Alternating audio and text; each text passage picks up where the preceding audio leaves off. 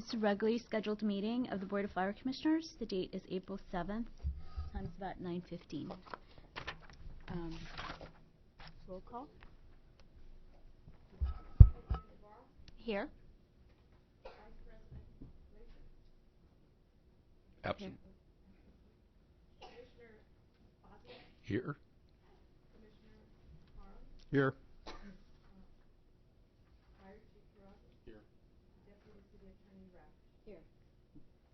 You got Woods Gray being absent as well, right? Thank you. Flag salute, moment of silence.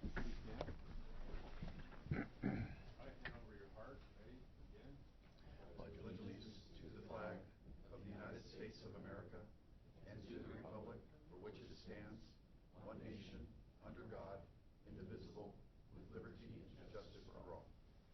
Please remain standing and join me in a moment of silence in honor of past and present members of the Los Angeles Fire Department who devote their lives to the protection of our community. Thank you.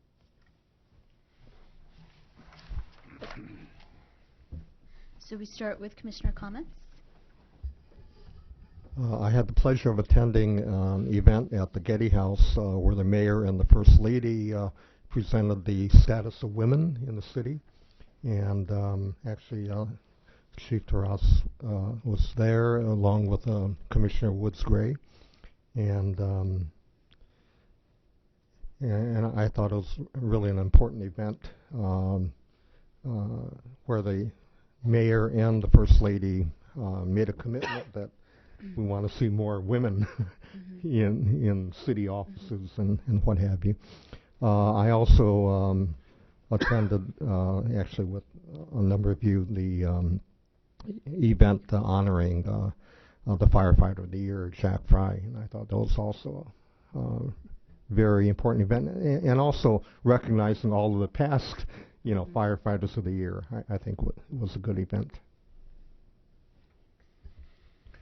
I too went to a couple of those and a couple of others. The two that stood out for me since last we met were the Sherman Oaks Homeowners Association meeting that the chief and the Valley Chief, as I guess we're now calling him, was there along with a lot of the staff, as well as the Porter Ranch Homeowners Association meeting. And I think the importance as it relates to attending those meetings is it really helps us stay in touch with the communities that we serve, and it also gives them a better comprehension of what we're doing, what the chief is doing, what the department's doing, how it is that we're sort of looking at ways of improving service, all the different myriad of things from the 4-bureau concept whereby they are able to be introduced to the bureau commanders that are involved with their neighborhoods and see some of the captains and the battalion chiefs and the firefighters and paramedics. I just think it's a really great thing that we're doing there. We're always doing things in collaboration with the LAPD partners, and a lot of times their captains and some of their senior lead staff or officers are there as well. And I think it just really puts a nice face for the citizens on the city, that we're here to serve them. And our chief and our staff have done excellent jobs of fielding questions. Some of them are thorny. They're walking through those discussions with great aplomb.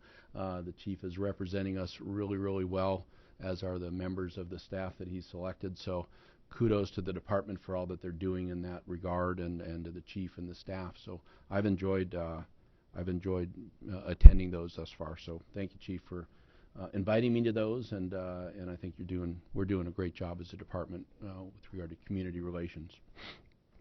Great. So that's Commissioner comments. Item 2 is report of the Fire Chief. Thank you, Madam President.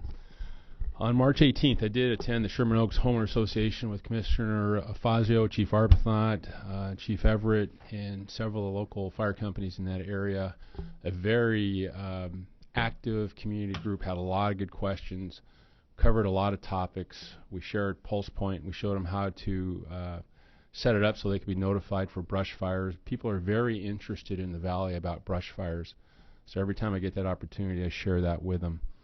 March 21st, I attended the LAFD-LAPD St. Baldrick's fundraiser at Fire Station 89, also in the valley. Huge turnout. Had the opportunity to shave Captain Wu's head. I've never done that before. It was kind of fun. They tried to get me to shave my head, and then I told the member, I'll do that if you come with me to donate blood, and they chickened out. so I didn't have to do that. It's a great cause, children's cancer research, and we raised a lot of money. It's a great event. March 23rd to 25th, I attended the Fire Rescue Medical Conference with Chief Everett. Chief Everett is a current paramedic and worked in that area of our department. So I wanted somebody with me with medical expertise. EMS is 85% of what we do.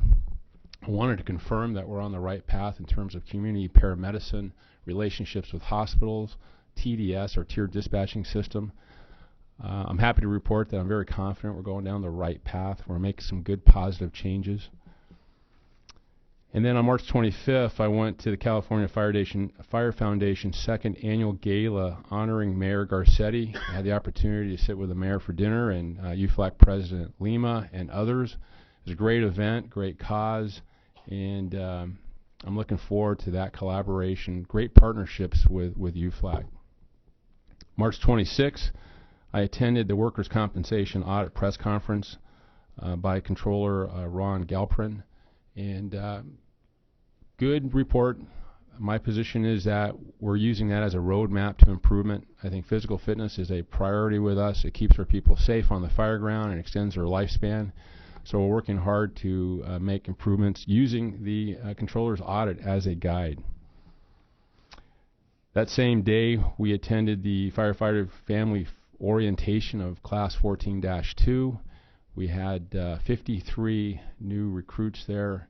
They started April 6th at Drill Tower 40. So happy to report that the hiring system is alive and well, and our next class will be in June. March 27th, we attended the press conference at Fire Station 35 with Councilmember LaBonge. We announced the return of Engine 35. And just that morning, earlier that same day, they'd had a structure fire in a nearby residence. And talking to the firefighters and paramedics there at Fire Station 35, they all told me how important it was to arrive as an intact task force with a truck and 2 engines. And it had been a long time since that had happened, and what a difference it made. So I'm very confident that we made the right selection in bringing that engine back first because of the community risk as well as the call load. And that's the criteria that we're looking at when we bring back resources: call load and community risk assessment. March 30th, I attended with Commissioner Hara in Woods Gray the same event at the Mayor's House, the Getty House, about the report on the status of women and girls. And I think that was a critical and is a critical issue, and that's an issue that we're dealing with on the fire department.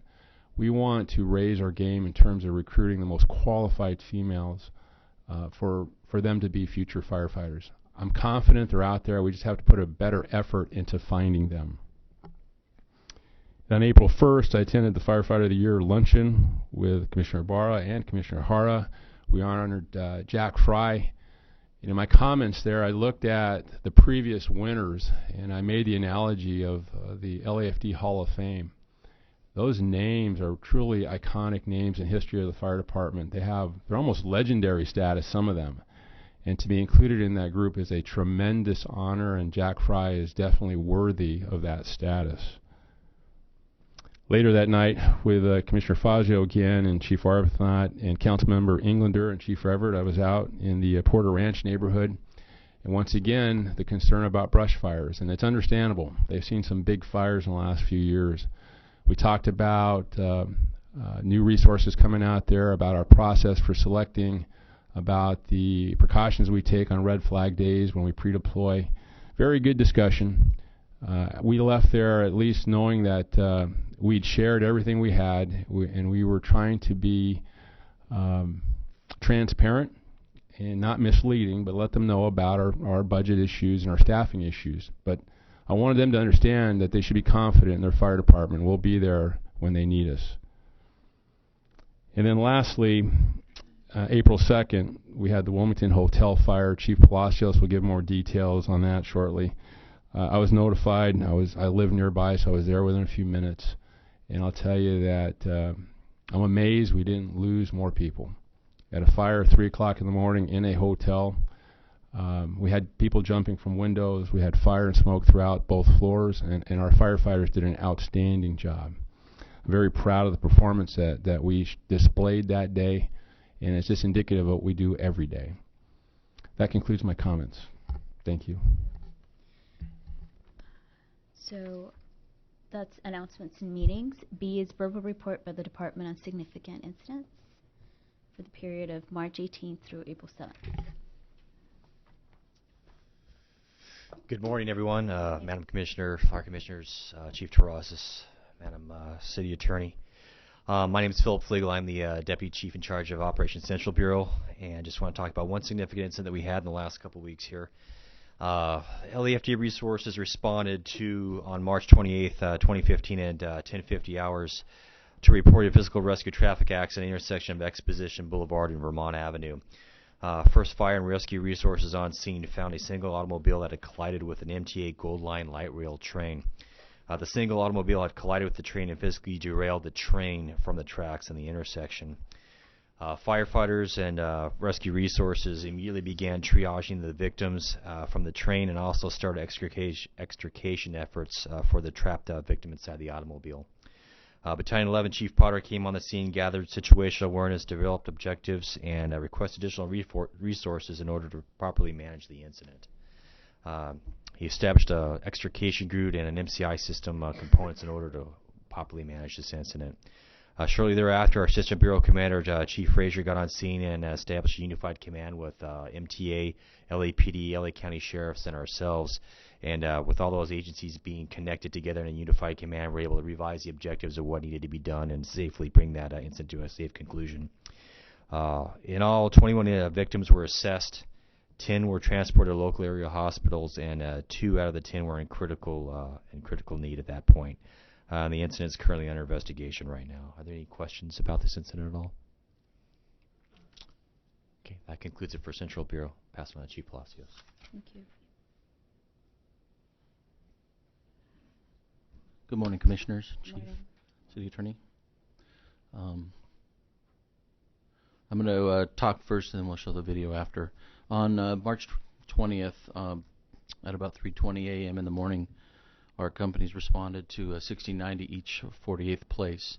Upon arrival, they started a pallet yard, well involved in probably one corner of the southwest corner. They had exposures. They went right to work. Our people are very resourceful. Rather than just surround it and let the whole pallet yard burn up, they decided to jump on forklifts, try and cut a divide in it. They went up on top of the roof of the exposure to try and save the exposure. They did a very good job of coordinating the roof and then saving the building to the west. They did a very good job of saving most of the product and keeping that business viable. When you see in the video, there was a lot of flames. They went to heavy stream, but yet they were able to keep the heavy stream focused, go in there, start removing the pallets that weren't damaged to try and build that fire line or that break where they were able to save the business. Part of the thing I want to talk about too is a key point of we worry about businesses. After that was done, we bring in tractors because it's such a mess. It's hard for firefighters to save on injuries. We don't want back injuries, overhauling and pulling everything out because you have to get to the root of that fire to completely extinguish it. So we use tractors to pull everything out and spread it out. There was a poultry business across the street, and all the streets were blocked off. Well, that poultry business had gone to the incident commander at that time, which was Chief Castillo, and said, I really, my business is struggling. I really need to keep this open. I need to get deliveries. I need to get my trucks in and out. Chief Castillo very astutely opened up, relocated some of the apparatus. We were able to move the tractors over a little bit, and we were able to keep that business open and viable so they could accept and get deliveries out. It's one of the things I want to talk about, that we working with the communities and doing a good job on that. We're improving that and understanding, because in the old days we just blocked the streets and that was it, but we're considering a business and keeping them viable. So with that, I'll show the video.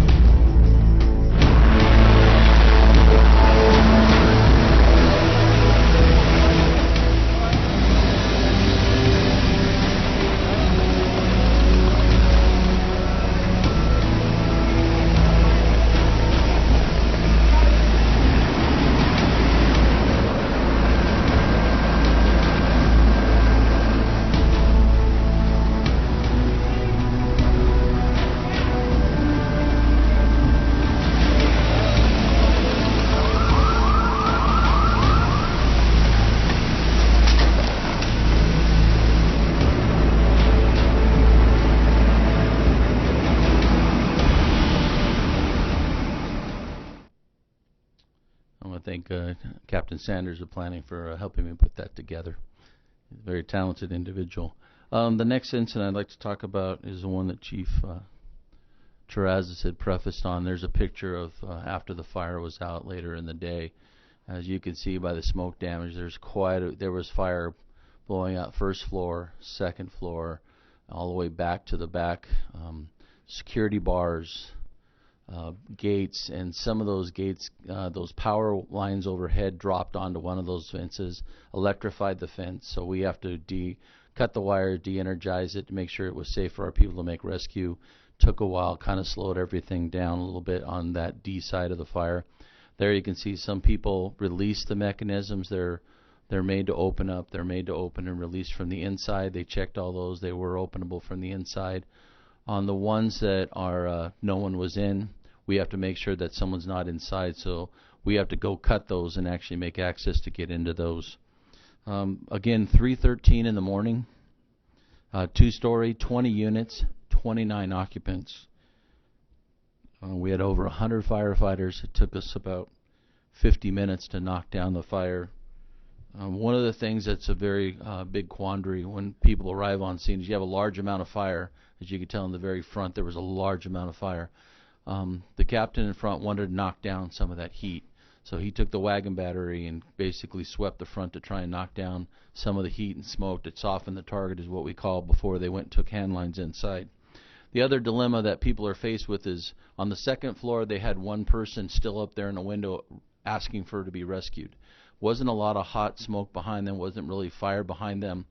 The truck company decided to go to the roof and ventilate, thinking that they were there were probably people in the hallways, open that hallway, make it more tenable, quicker for us to advance a hose line in the fire. But there's always that dilemma of, do you pick people out of windows or do you go to the top floor and ventilate, depending on how many people you could be rescuing based on the ventilation of getting the hot and the gases. They were directed by the BC. They did what he said. They went to the roof. They ventilated it. That person eventually did kind of lower in and jumped. We did have 12 people were transported. We had a lot of people that jumped that broke their ankles, a lot of open fractures. We did have 3 people that were treated and released. We did have 1 fatality. There was smoke detectors found. Like Chief Terrazas said, we were lucky we didn't lose more people at 3 o'clock in the morning. We ended up establishing a shelter with the help of Councilman Buscaino's office.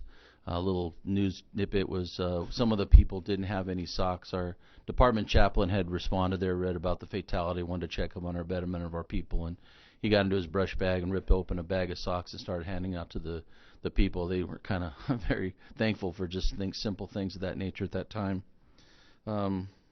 With that, we'll show the video.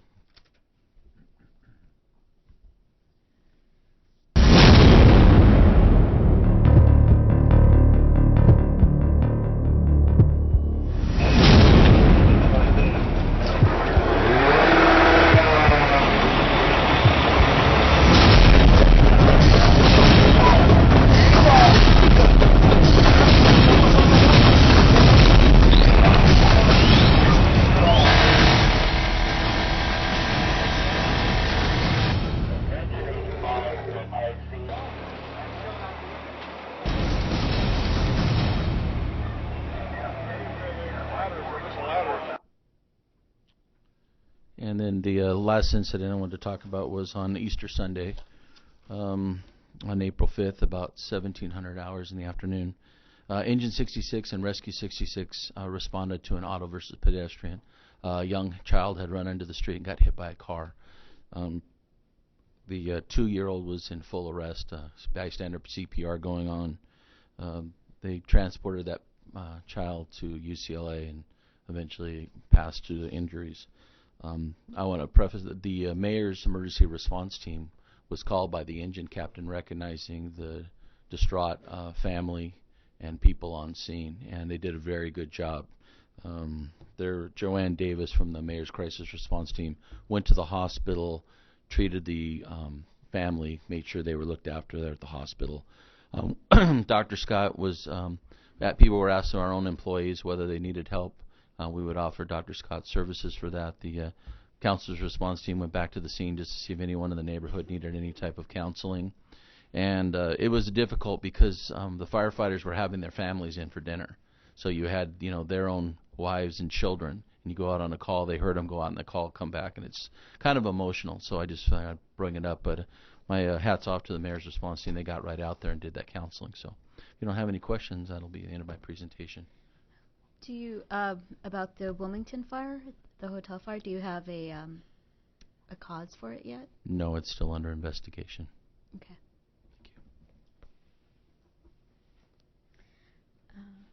Do we have some more reports or report by the medical director? Nope. Okay, so that's B and C. So we do. Good morning. I'm Captain Doug Zabilski, filling in for Dr. Exine this morning. Morning. Aside from the 2 incidents we already covered, there were no major medical incidents during this period.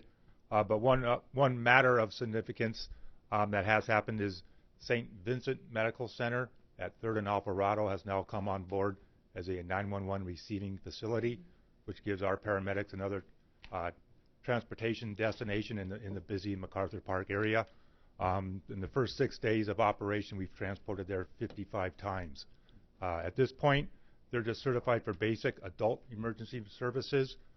They do not have any specialty certifications for pediatrics or heart, stroke, so forth, but their goal is to become an EDAP so they can handle the pediatrics as well as a STEMI center so they can accept the heart attack victims. Great. Thank you. So that concludes report of the fire chief, which is 2. Number 3 is presentations.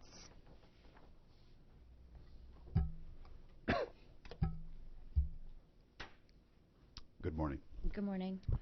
Madam President, distinguished members of the Fire Board of Commissioners, Fire Chief Terrasas, Madam City Attorney, and Ms. Gonzalez. My name is Daniel Curry. I've recently been appointed Public Information Officer for the department. It is my distinguished honor to bring to you today a heartwarming story.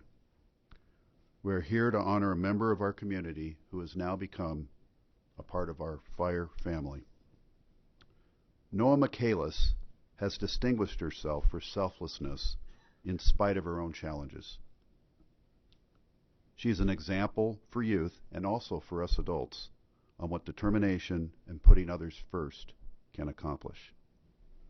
At this time, I'd like to introduce to you Captain Wayne Schutz for further details on this remarkable young lady.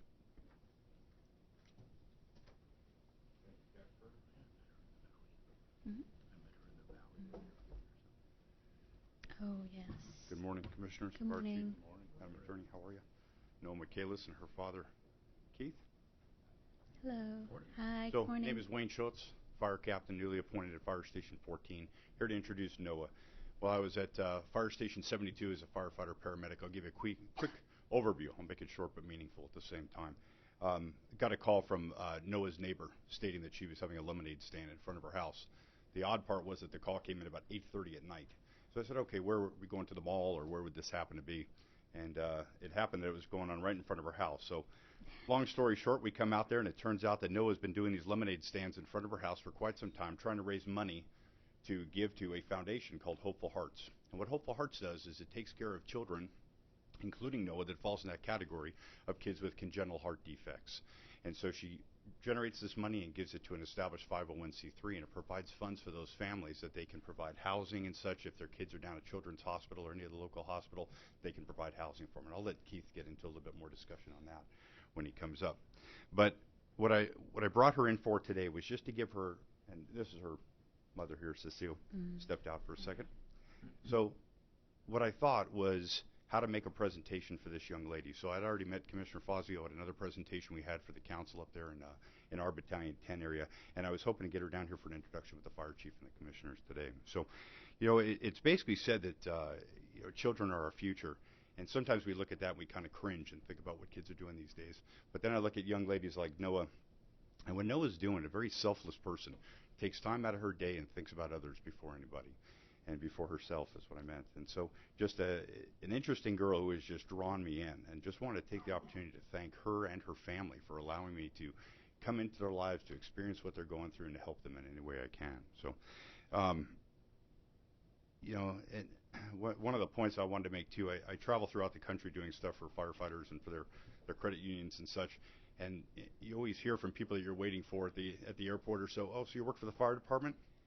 Thank you for being a hero and such like that. And then you think about it and you say, well, who's my hero? If I'm establishing myself as a hero for somebody else, and I appreciate those comments, who's mine? And I got to tell you, without being cliche, people like Noah are people that take time out of their day and say, I don't care what I have going on today, I'm going to make a difference in somebody else's life, and that's what she's done. So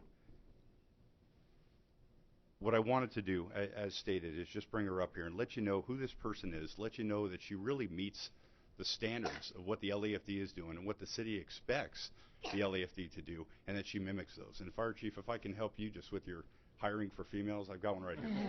She may be just a couple years young, but she's getting there. So I'd like to give that opportunity again to, if her folks would like to say something and step in here, and just that the fact of introducing Noah to you. So if you'd like to say a few words.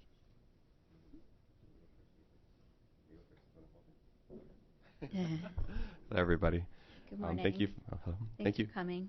Thank you for having us here. We're very excited to be here and honored to have Captain Wayne say those comments about Noah. It's been a bit of a rough road for the last year and a half, 2 years with Noah's health.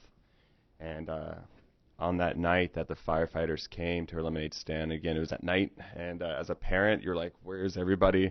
You know, you see the random person walking their dog. But again, doing lemonade at night was a bit tough. And then along comes Station 72 around the corner with their fire truck, and it was a lot of fun. And I kid you not, Noah had some of the best sleep that night that she's had in a long time.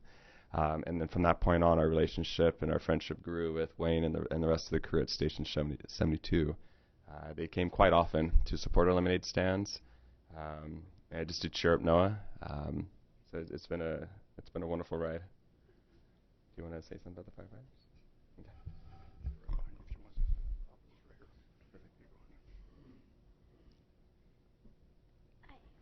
We'll let Mike down a little. I just want to say thank you to Wayne and everybody at Station 72 for supporting me in everything that I do for Hopeful Hearts and all those kids who have CHD. Thank you. Want to talk about the money that we raised between the lemonade stands and the festival? What it's done so far? I'll help you. Just want to make a note, one thing too, with the money that we have raised between the lemonade stands and Noah's Festival of Life is our big fundraising event. We raised a total of about $60,000 over the last 3 years. And this last festival, which was in October of 14, we raised just a little bit over $30,000. And that money's already been put to good use. It's been given to a lot of families across the country already, and the money goes to help these families get through the financial difficulties when they're in long hospital stays. We've been there ourselves. We know that, just things you don't think about, parking. Those parking fees add up when you're there for a month or two. Food and everything else that travel, things insurances don't pay for. So Hopeful Hearts takes the money that we give them to provide to these families. And then on top of that, they also do care packages. And I believe, how many care packages are being done right now? Yeah, about 28 care packages. Yeah, and these care packages are a few $100s a piece. They have sometimes gift cards for grocery stores, gas cards, treats, just stuff little care packages to keep parents and their families going while they're at the hospital. So I'm inspired by Noah's ability to keep wanting to do this every year. Good job, bro. So sweet. So Noah, young lady, this is the fire chief of the second largest fire department in the United States. Okay, and he would like to recognize you here, and I'm going to read this real quickly. Okay. Okay, this is from Fire Chief Terrazas. Noah Michaelis, on behalf of the members of the Los Angeles Fire Department, especially Fire Station 72, we extend our sincere thanks and appreciation for your entrepreneurial commitment and inspiration to your foundation, Noah's Festival of Life, and raising over $60,000 from 2009 to present date. Your hard work initiative has provided much needed help for the expenses and care packages for other children with a congenital heart disease and their families. Your enthusiasm and spirit has captured our hearts, and we wish you well. We also look forward to a long-lasting friendship and more delicious lemonade. Presented by Ralph Terrazas, Fire Chief. Congratulations, Noah.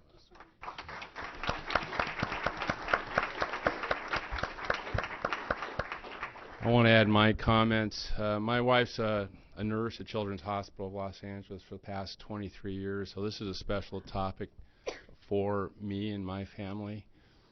I'll tell you, one of my favorite sayings is that excellence occurs when an individual recognizes an opportunity and pursues it with a passion. And there's no age restrictions with that, as evidenced by Noah and her efforts. And to raise $60,000 from a lemonade stand, that's amazing.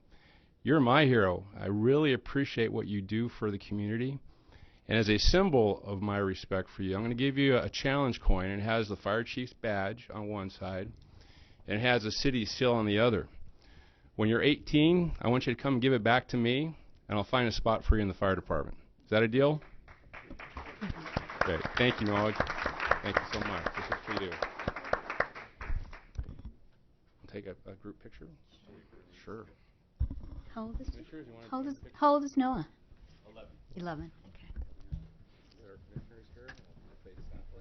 But Noah, you can stay right there, Noah. We'll hold your certificate. You can turn around.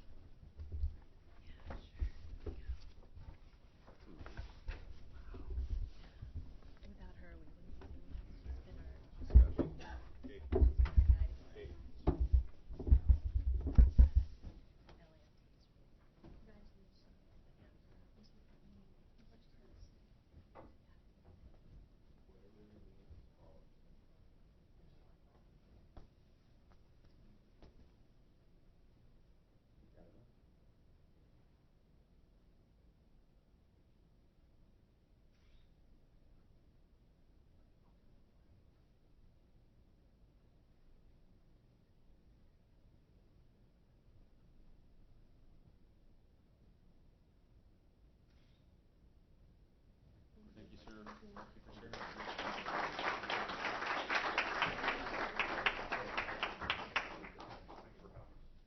Thanks, Gap. Thank you. Great story. It's a great story. Get on your list. Find out where you'll be selling it next.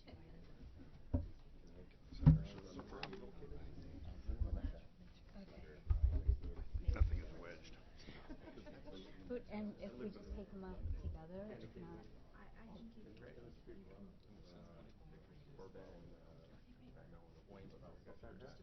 With their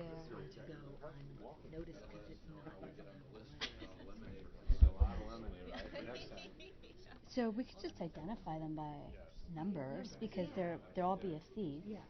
The BFC 025, 028.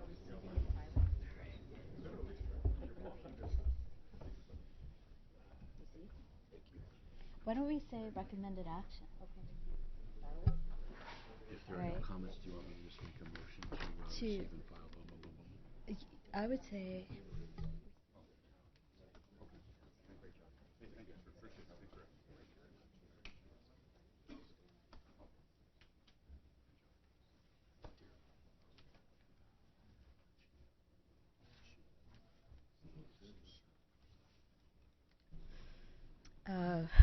So returning to the agenda, we're up to item 4, which is the consent agenda items. Madam President, recommend to receive and file 15, 25, 28, 19, and 29, and recommended actions. Okay, so recommended actions for each of those, right? Correct. Okay, do I have a second? All in favor? Aye. Aye. So they're, yeah. So that's item 4. Let's go to item 5 now. Item 5A is, first one is report by the department on the status and disposition of LAFD matters referred to other committees or departments. Morning, Madam President, Morning. Commissioners, Chief, Julie, and Ms. Gonzalez. Chief Everett, Chief of Staff, here with a report on council and committee activities from March 9th to March 26th and 7th, or 26th, and then also the 27th through April 6th. From additional what's in your packet, there were a few items that were passed through council. Most notably, a report back by the department with the Bureau of Sanitation in response to a motion that Councilmember Parks and O'Farrell had put in for hazardous waste operations and hazardous waste facilities operating within the city.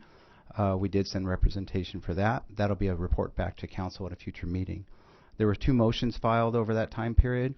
One motion was related to our nurse practitioner pilot program, and we'll be working with United Firefighters Los Angeles City and the CLA's office to provide that report back to public safety. In addition, there's another motion that was filed. I'm sorry? What was the report back? The report back is about the pilot program on the nurse practitioners. So it'll probably be heard in a couple weeks. And that's really just to explain the program, and you'll be seeing a report on it as well. Okay. Prior to. The other motion that was filed was relative to directing the fire department, the police department to report on special needs treatments for patients involving that have dementia and other types of disabilities. So that item was approved by public safety as well. And that concludes my report. Thank you. Yeah. Motion to receive and file? All in favor? Aye. Aye. So item 5B is 15024, report by the department on removal of the answer back at fire stations. Good morning, Commissioners. Chief Terrazas, City Attorney. My name is Trevor Richmond. I'm the Commanding Officer of Metro Fire Communications. Before I get started, I have a handout here. It wasn't part of the original board report, but I'd like to provide it to the Secretary to hand out. Okay.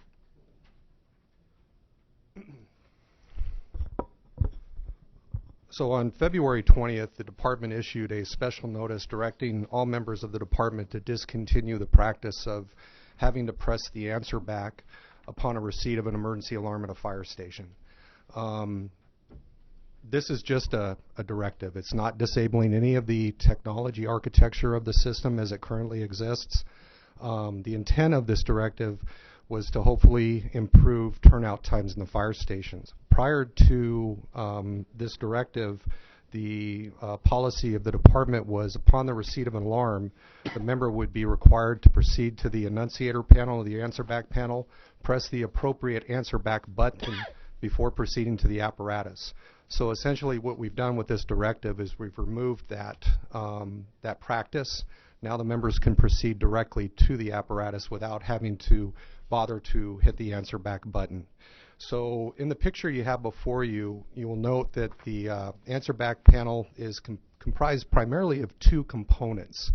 On the bottom where the red buttons are, those indicate the answer back buttons. And then over to the right on the upper part of the picture, you'll see the night switches. So Chief Rueda had asked me to evaluate what it would take to reconfigure the answer back system to remove the answer back light. And based on my discussions with ITA, it was determined that it would probably take approximately a week to rewrite the CAD software to disable it, and so that it wouldn't come on, or it wouldn't be a feature that would be activated upon the receipt of an alarm. It was determined by department staff that because of ITA and some of the cuts that they've had at ITA, that we wanted to focus on more important things.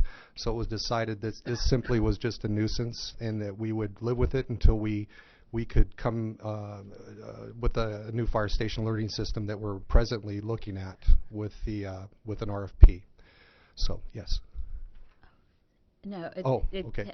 I was going to, my question's for when your report's concluded. Oh, okay. So right now, the way the system is configured is when an alarm comes in, the members will proceed directly to the apparatus. Because the answer back button is not pushed, after about approximately a minute, when the system is in the nighttime mode, the timeout gone lights will come on and essentially light up the dormitory areas of the fire station. Now this particular occurrence can be managed. It can be managed by a variety of different ways in the fire station, through station security, or however the station captain would like to manage it. But until we have a new fire station alerting system, we'll just have to basically survive this. It's really a small nuisance. And that concludes my report. Okay. So I was just this is actually really helpful, because I was a little bit confused as to what the new requirement is. So they don't have to push the answer back. Correct. But then they will require manipulation. the answer back configuration will still require manipulation. So does that mean every time? Or? So yes, in the nighttime feature, if you do not press the answer back and you merely pick up a phone, so if a rescue or a chief officer gets a phone call after 10 o'clock at night, the station alarm does not go off. You'll get a phone call. They'll pick up the phone call, they'll hear the dispatch audio over the phone call. At that very same time, the annunciator panel or the answer back panel light will light up. If that light is not pushed, after approximately 1 minute, we have a timeout gong lights system that will activate. Essentially, what that means is that we don't know if you got the alarm or not, so we're going to wake you up to make sure you got the alarm. That's the only, if you don't activate the answer back button, that timeout gong feature will activate. That's the one so you disadvantage. kind of still need to, it still requires action. It does. If you don't, the lights go on, and this happens often in the fire stations where, for a variety of reasons, a particular resource will not, because of a call, the nature of a call, they'll proceed fast to the apparatus, they'll forget to push the answer back, and the lights will go on. Typically, a couple grumpy guys will get up and go down and switch the lights off, and it's really a non-issue in the fire station. All right. Okay. Any other questions? And so we've only had it for a month, so we can't evaluate whether it's actually helping us with response time. Typically with modifications like this, at least from where I'm at MFC, we like to see a quarter's worth of data before we make an assessment on how that's affecting turnout times. Okay. Okay. Got it. Thank you. Thank you. Thanks, Chief. Yes. Oh, Thank you.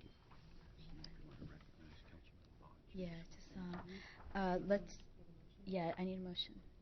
Motion to receive and file. I didn't. Second. And I see Councilmember Labange is here, so. Hey, good morning to the Fire Commission. Morning. The City Council's out of session. Oh, good. So you're all safe. Okay. No, that's an old line that John Farrar used to say, but I just took a moment to come over to thank you, because I don't know if I'll have this moment again on a Tuesday, a conflict. Really want to thank Ralph Terrazas, who I'm very proud of, as he's taken the baton and moved the department forward. And yesterday, I don't know if you got my message, I was coming south on Pasadena Avenue, right there by the shops, and I said there's a great possibility for a little recruitment poster right up there, big and tall. And I repeated that Water Power had a big yard down in Watts, and I said to Water Power years ago, tell the people in the neighborhood there's jobs if you're qualified and how to get qualified. So I just want you to be successful and reach out, especially to our community colleges. I saw the story in the paper recently. And I must admit, I failed the fire department test in 1974 at Hollywood High on a Saturday, but I ended up okay, which is okay. I did okay, but I did fail the test. But Dennis Zine, who was a fine councilman for many years and a police officer, I used to talk to quietly, a commissioner, and I told him that story that I failed the fire department test on the side, and then about 3 months later, he brought it up in live council, say, Labange failed the fire department test. And I had to jump up and say, it just shows LAPD will take anybody. But that's for Mr. Zines only. But thank you for what you do. Education is the biggest thing that I find with the diverse population we have. I do remember the 94 earthquake, how many people didn't realize that there's a public safety system and just fended on themselves. Education, education, education. Just like when we were kids and they had that Broderick Crawford at the end of the leave your blood at the Red Cross, not on the highway, from Highway Patrol, and all the old public address, which I don't know if they do anymore, Chief, and maybe we should challenge that a little to get more voices out, because it is about education people in multiple languages how to work together and make a great city. And there's nothing like the fire department. We look forward to the Fire Service Day, which was started by the Los Angeles City Fire Department in 1958, I believe, and this marks 8 years since the Griffith Park fire, which over 1,200 acres were destroyed, and the park's still healing from it. But the fire department lost one city truck and saved the merry-go-round. Thank you. Wilmington's 38 and 65 saved the nursery, so it came from all over, plus other cities. So keep up the good work. Thank you for all what you do, and there's nothing like the Los Angeles City Fire Department. It's in every neighborhood 24 hours a day, helping the people, the men and women of the fire department. Thank you, Chief Terrazas. Councilman Labange, don't leave because I think we need to also thank you. I'm sure the chief wanted to step in first, but I know I didn't want to allow for you to leave at least without acknowledging all of your support of this department as well as the other city departments, but particularly the fire department. I think secretly it's your favorite, and you just can't say that out of the room. We all know that. It's all good. It's all But good. I don't know how many years of service you've given to the city. I know I met you when you were working for Mayor Reardon, Right. and I don't remember what year that might have been, but it was a while ago. 39.6 coming up. 39.6 years is a long time, so thank you so much for all your support of this department and all that you do for the city. I call you the Tommy Lasorda of L.A. That's a good I thing. hope you come up with some sort of a job where you can continue to promote our department and our city.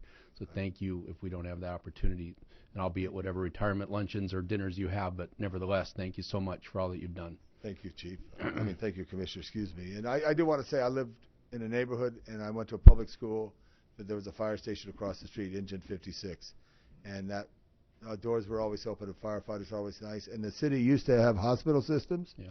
And whenever I got cut up, which I did as a boy playing in the hills of Silver Lake, you'd go to Hollywood Receiving, and I never cried getting stitched up because 27s, the doors were always open, and the firefighters were always nice, as they are today as role models in our community. So, real simple. So thank you. Thank you for what you do for this department and also for the city, because the city will miss you as well. Thank you. And especially, your neighborhoods in Hollywood and Silver Lake and all of that.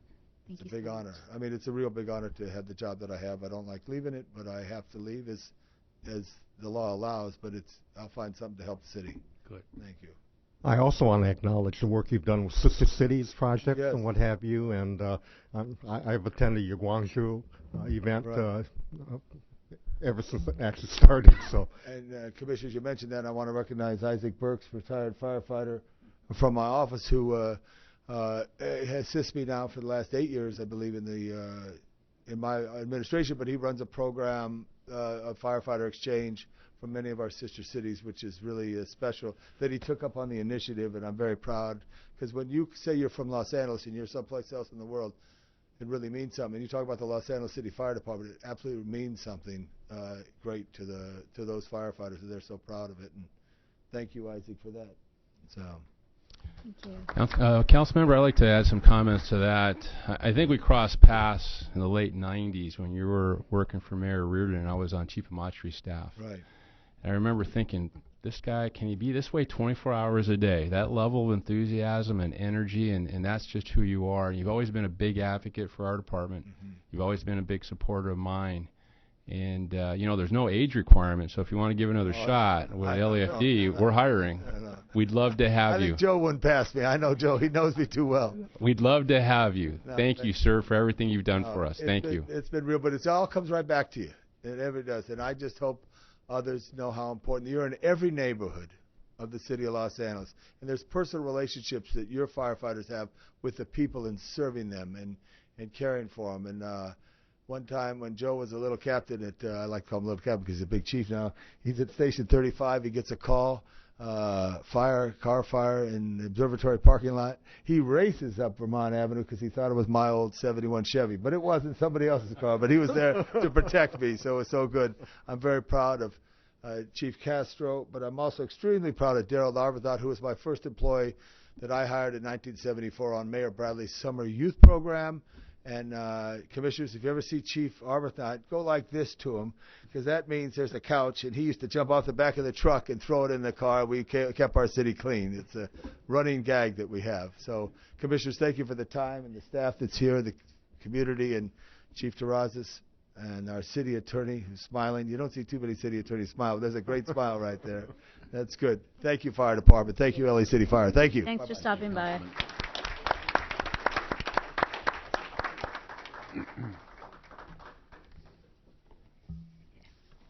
So moving on to item 5C, it's a report by the department on the acquisition of Frank Hotchkiss Memorial Training Center.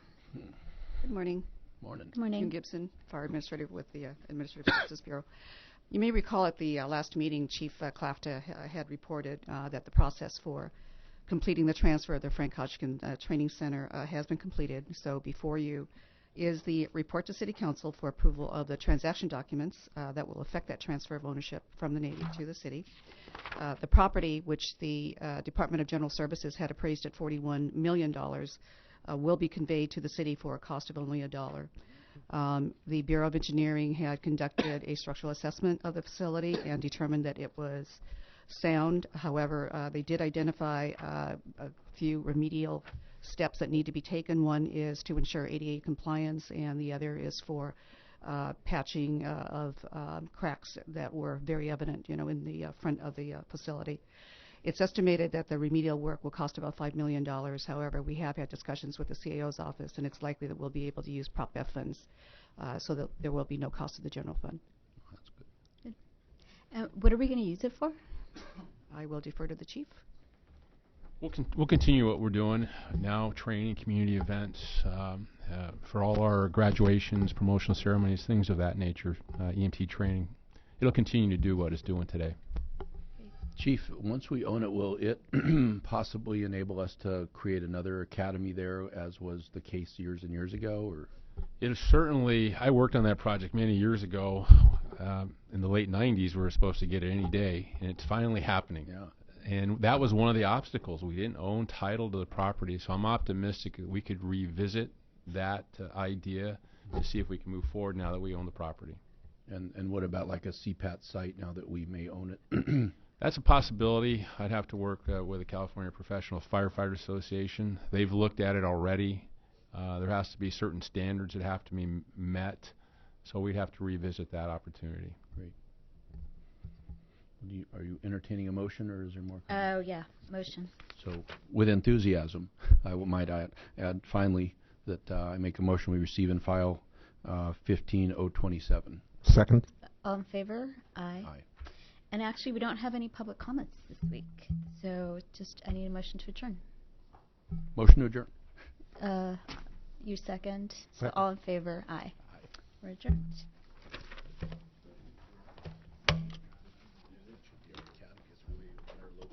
Yeah, it is.